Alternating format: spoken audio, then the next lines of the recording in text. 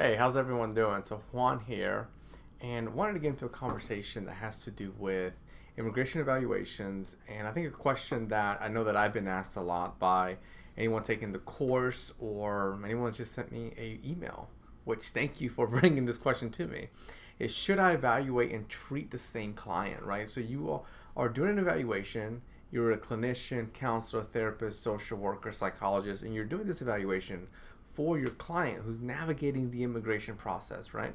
And you're looking at the question of should you treat the client and do the evaluation? Right away, the statement I want to give you is no. And we don't want to do that. The reason we don't want to do that, and for a moment, I want to reference APA, and it goes providing forensic and therapeutic psychological services to the same individual or closely related individuals involves multiple relationships that may impair objectivity and or cause exploitation or other harm. Now that is a quote directly taken from the American Psychological Association from 2013, and it's connected to the forensic psychology of the American psychologists. Now I shared that quote. Hopefully it wasn't boring for you. I shared the quote just to highlight ethical board. Our ethical board, whether you are a counselor, a licensed professional counselor, a social worker, a psychologist, it's so important for us to acknowledge that we need to go back to our board. We need to go back to our licensing board. We need to do our own research so that we're able to make a concise and ethical, a moral, a decision that's not going to get us in trouble. And I think that's where sometimes our gut gets to, where I don't know if you can see my gut here, but we get a little bit worried, right? Working with a client and they ask that question, well, I really enjoyed working with you with the evaluation. Can we continue to work together? And at times, as clinicians, it's tough to say no. Because, maybe we built a relationship, we feel close, we feel that we want to help. We are helpers at the end of the day.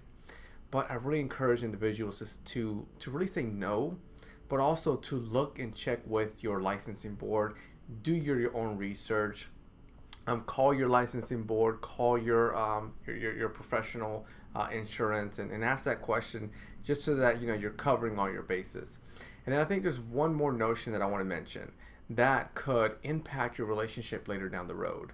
So as mental health professionals, we go to some sort of mental health school, right? Whether you're a psychologist, a social worker, licensed professional counselor like myself, we go through that field, if you will, that walkway, that pathway. And attorneys go through law school. They go through their pathway. And I've had many situations where an attorney will reach out and say, Juan, you just got done working with, Steve. And Steve mentioned that he really enjoyed working with you and he wants to continue working with you as far as, therapy. And again, it's one of those where you're like, oh, that'd be great. I would, like to work with this person. What I'm really referencing here is that in that legal sector, they may not have some of the same laws, ethical codes, statutes that we have as clinicians. They've got their own and we got our own, and they allow us to move forward in a healthy and positive direction. But overall, it's important, keep that in mind, that later down the road, you may have an attorney reach out and bring that up and say, hey, fellow counselor, I would love if you could work with this client. I know that you just did an evaluation, but I want you to do therapy too. And that's where we have to go back to that quote that I gave you earlier. Also, do your research, check your licensing board.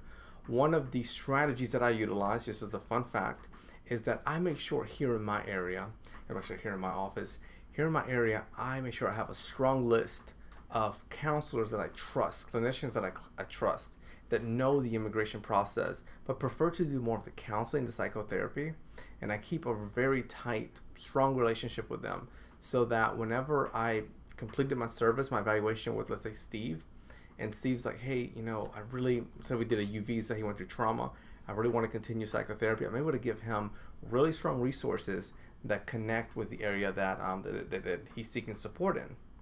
So thank you for being here. I hope that this was supportive. I hope that you have an answer to the question, should I evaluate and treat the same client?